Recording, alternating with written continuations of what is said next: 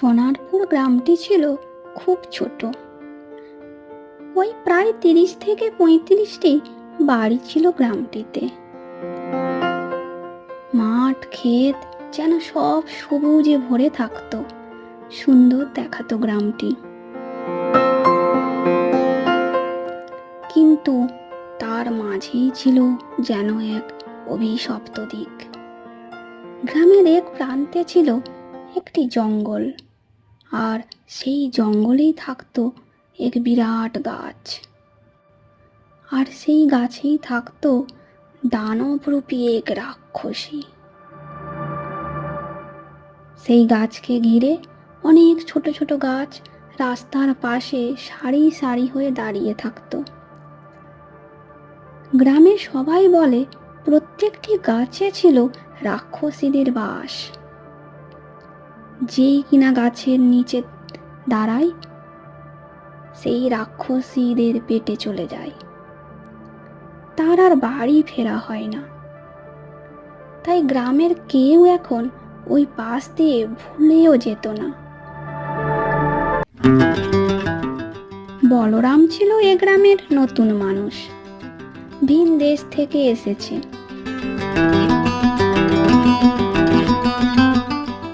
উফ বাবা, আর হাঁটা যাচ্ছে না। রোদের কি তেজ হয়েছে, গলা শুকিয়ে আসছে। কোথাও যদি একটু জল পেতাম তাহলে জীবনটা জুড়াতো। চারিদিকে তাকিয়ে জলের দেখাও পাচ্ছি না। যাই, ওই গাছগুলোর ছায়াতে বসে একটু জিরিয়ে নি।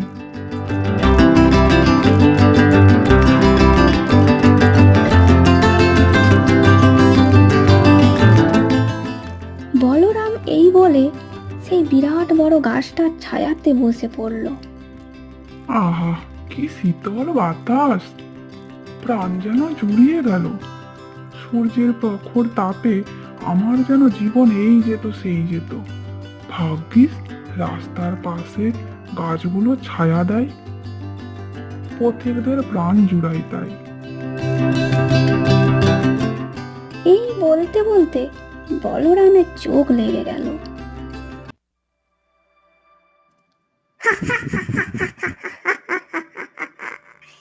তুই আমার ছায়াতে আজ পড়েছিস, আর কোথাও যেতে পারবি না। তোকে আমি আজ আমার ভুঁড়ি ভরি করব। কে কে কে কোথা থেকে বলছো? কে তুমি? কে? না না, আমার ক্ষতি করো না, আমায় ক্ষমা করো। আমার সদ্যজাত বাচ্চা আছে বাড়িতে, তাকে বাপ হারা করো না। আমি এখনই চলে যাচ্ছি। বেশ তো, তাহলে তোর বাচ্চাকে আমায় দে।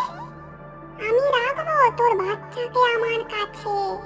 আমার মা ডাক শোনার খুব ইচ্ছে। বলরাম এই কথা শুনে অবাক হয়ে গেলেও মনে মনে ভাবল, এখন হ্যাঁ বলে বেঁচে তো অন্তত বাড়িতে যাই। ঠিক আছে ঠিক আছে, আমাকে এখন ছেড়ে দাও। আমি এখন বাড়িতে যাই, তারপর তোমাকে দেওয়া যাবে। যা তাহলে, তুই এখন, তোকে ছেড়ে দিলাম।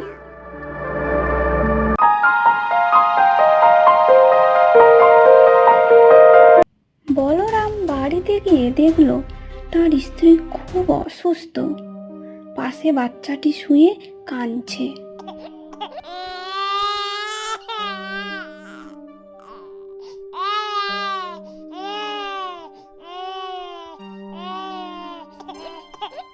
কি হয়েছে বাবা, কাঁদছিস কেন? কি হয়েছে গিন্নি তোমার? আমি আর বাঁচবো না গো, আমাদের ছেলেটাকে তুমি ভালোভাবে দেখে রাখবে তো? মানুষের মতো মানুষ করো, ওকে অবহেলা করো না গো। তুমি ওর মা, বাবা ও বন্ধু হয়ে উঠবে। এ কি বলছো তুমি গিন্নি? এরকম কথা বলো না গো, সব ঠিক হয়ে যাবে। আমাদের ছেলে দেখো অনেক বড় হবে, তুমি চিন্তা করো না। তুমি সুস্থ হও আগে। আমি বুদ্ধিমশাইকে ডেকে আনি, একটু সবুর করো। না না, তোমাকে আর বুদ্ধিমশাইয়ের কাছে যেতে হবে না। আমি জানি আমি আর বাঁচবো না। খুব কষ্ট হচ্ছে আমার, কিন্তু কিছু করার নেই গো। তোমাদেরকে ছেড়ে আমাকে যে অনেক দূরে চলে যেতে হবে গো। এই বলে বলরামের স্ত্রী মারা গেল। এ কি হলো গিন্নি, তুমি আমাদেরকে একা করে চলে গেলে? আমি কিভাবে এই ছেলেকে একা একা মানুষ করব? ভগবান, তুমি একে বিপদে ফেললে আমাকে। পরের দিন বলরাম মনে মনে ভাবলো, মাহারা ছেলেকে আমাকে চোখে চোখে রাখতে হবে, ওকে অনেক বড় হতে হবে। বাচ্চাটি প্রায় কেঁদেই যাচ্ছে, মাহারা সন্তান তো। কাঁদছিস কেন বাবা, খিদে পেয়েছে?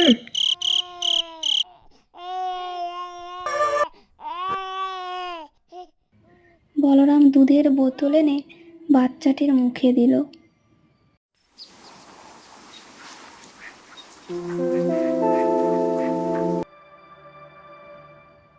রাতে বলরাম ও তার ছেলে শুয়ে আছে। এমন সময় জানলার দিক থেকে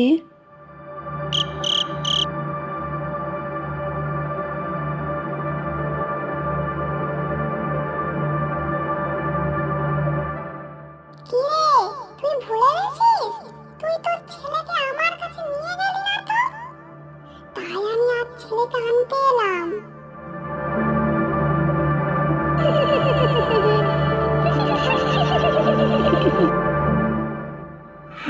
না না, তুমি এরকম করো না গো, আমি আমার ছেলেকে দিতে পারবো না।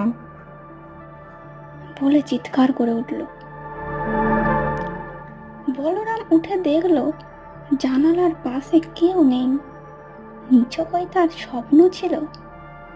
ছেলের দিকে তাকিয়ে দেখলো ছেলেও আজ খুব ঘুমোচ্ছে, রাতে আজ জাগেনি। বলরাম আবার শুয়ে পড়ল।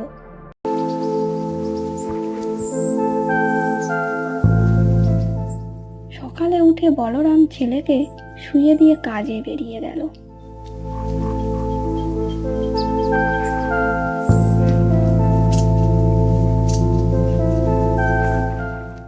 অনেকক্ষণ পর এসে দেখলো ছেলে দোলনায় দুলছে আর ঘুমোচ্ছে।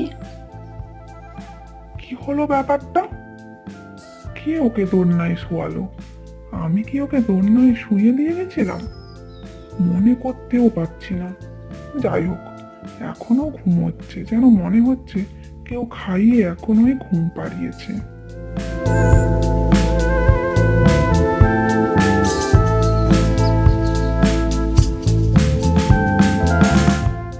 সন্ধেবেলায় বলরাম বাড়িতে ঢুকে দেখলো বিছানায় বাচ্চাটি শুয়ে দুধের বোতল ধরে খাচ্ছে।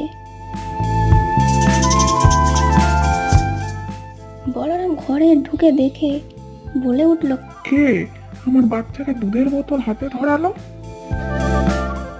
তাহলে কি আমি কান্নার শব্দ শুনে কিছুক্ষণ আগে এসে দিয়ে গিয়েছিলাম? কি জানি আজকাল কি যা হচ্ছে, আমার কিছুই মনে থাকছে না দেখছি। এইভাবে ধীরে ধীরে মা হারা সন্তানটি বড় হতে লাগলো। এখন বাচ্চাটি সারা বাড়ি জুড়ে হামাগুড়ি দিয়ে বেড়াচ্ছে। হামাগুড়ি দিয়ে আস্তে আস্তে সিঁড়ির সামনে বাচ্চাটি চলে এসেছে। দাঁড়া দাঁড়া, পড়ে যাবি বাবা। বলরাম তাড়াতাড়ি আস্তে আস্তে বাচ্চাটিকে কে যেন সিঁড়ির কাছ থেকে সরিয়ে দিল। বলরাম ভাবলো, কি হলো?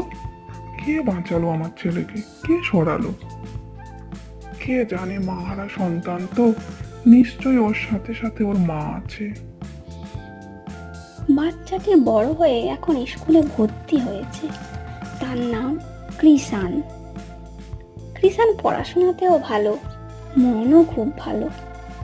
বাবা, আমি স্কুলে যাচ্ছি। আমি যা প্রতিদিন বলি মনে আছে তো তোর? সোজা স্কুলের পথ ধরে যাবি, আর কোথাও এদিক ওদিক যাবি না। হ্যাঁ হ্যাঁ, আমার খুব মনে থাকে, তুমি চিন্তা করো না বাবা। এই বলে বাচ্চাটি স্কুলে বেরিয়ে গেল।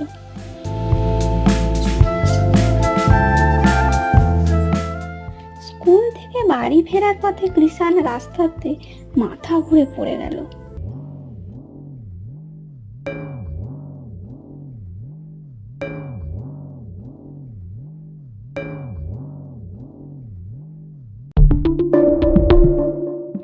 কি হয়েছে বাবা? একটু একটু জল খাও, ভালো লাগবে। কার বাড়ির বাচ্চা যে মাথা ঘুরে পড়ে গেল? ভালো লাগছে এখন আমার। তুমি কে? আমি আমি তোমার মায়ের মতো, ধরে নাও। বাবা বলে আমার মা মরে গেছে, আমাদের ছেড়ে চলে গেছে অনেক দূরে। মা মরেছে তো কি হয়েছে, এই তো আমি আছি। তুমি এখনো বাড়ি যেতে পারবে তো বাবা? না দিয়ে আসবো? না না, আমি চলে যাব। ঠিক আছে, তাহলে আস্তে আস্তে যাও। কৃষাণ হাঁটতে হাঁটতে বাড়ি চলে এলো। কৃষাণ বাড়ি ঢুকে দেখলো খাটের উপর নতুন জামা রাখা আছে। বাবা, ও বাবা, কোথায় গেলে?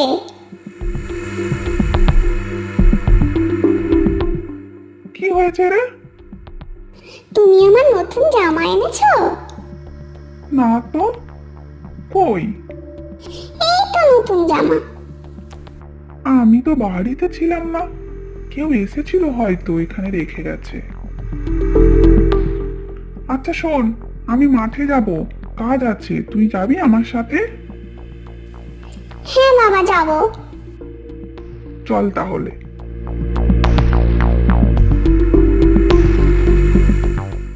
দেখছিস, ধানের তলাগুলো সব বড় হয়ে গেছে, সব কটাকে তুলে নাগল দিতে হবে।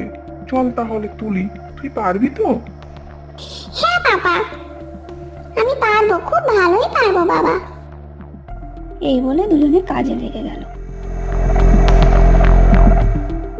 বলরাম আর কৃষাণ দুজনে সব তলাগুলো তুলে এবার লাগল দিতে শুরু করেছে।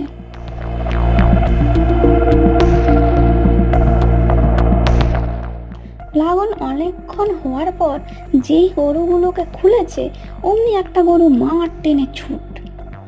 তখন কৃষাণ কিছু না ভেবে গরুর পিছন পিছন ছুটছে। গরুও ছুটছে, কৃষাণও তার পিছনে পিছনে ছুটছে। দাঁড়া বাবা, ছুটিস না, আমি যাচ্ছি। তুই পড়ে যাবি তো, তুই আর ছুটবি না বাবা।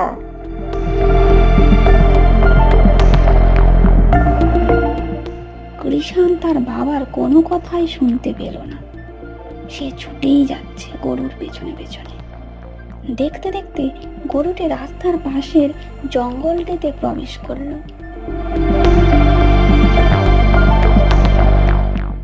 এদিকে গরুর পেছনে পেছনে কৃষাণও জঙ্গলটির কাছে পৌঁছে গেল। সেই গাছটির সামনে দাঁড়িয়ে দাঁড়িয়ে গরুটা জঙ্গলের মধ্যে কোথায় যেন হারিয়ে গেল। আমরা দেখতেও পাচ্ছি না, জঙ্গলের মধ্যে আমিও তো হারিয়ে যাব। জঙ্গলের মধ্যে ঢুকবো না আমি। এবার সেই বড় গাছটা থেকে সেই দানব রূপী রাক্ষসী বেরিয়ে গেল। অবশেষে তুই আমার কাছে এলি তাহলে। কে তুমি? আমাকে ভয় দেখাচ্ছ কেন? না না বাছা, আমি তোকে ভয় দেখাবো না, আমি তো তোর মায়ের মতো। আর আমার কাছে আয় বাবা, আয়। না না, আমি যাব না, তুমি আমার মা নও, আমার মা অনেকদিন আগেই মারা গেছে।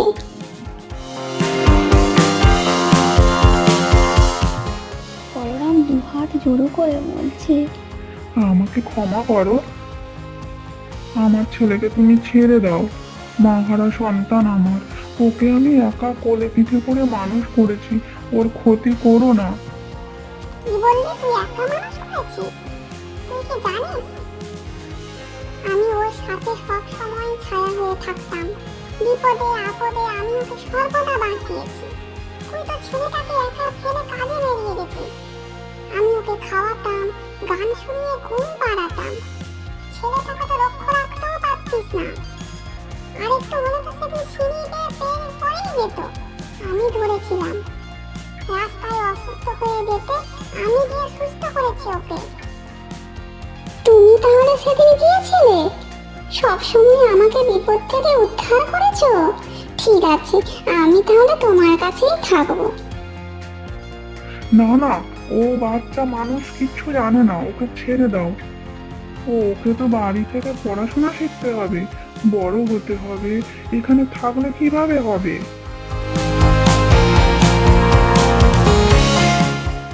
ওর মা আমাকে দায়িত্ব দিয়ে গেছে, ওকে মানুষের মতো মানুষ করতে হবে। তুমি যদি ওর মা হও, তাহলে ওকে পড়াশোনা করাবে কিভাবে? এখানে থাকলে তো ও মানুষের মতো মানুষও হতে পারবে না। তুমি একটু ভেবে বলো, তুমি ওকে যদি সত্যি ভালোবেসে থাকো। ওকে আমি আমার সন্তান ভাবি, তাই ছেড়ে দিলাম তোর কথা ভেবে। কিন্তু একটা শর্ত আছে। কি শর্ত বলো শুনি? ওকে আমার কাছে প্রতিদিন একবার করে আসতে হবে। আমি ওকে দেখতে চাই। আচ্ছা আচ্ছা, তাই হবে, ও আসবে, আমি ওকে নিয়ে আসবো, কথা দিলাম। তাহলে তোরা যা এখন। ছেলেকে কিন্তু লক্ষ্য রাখিস, এইভাবে একা কখনো ছাড়বি না। ঠিক আছে।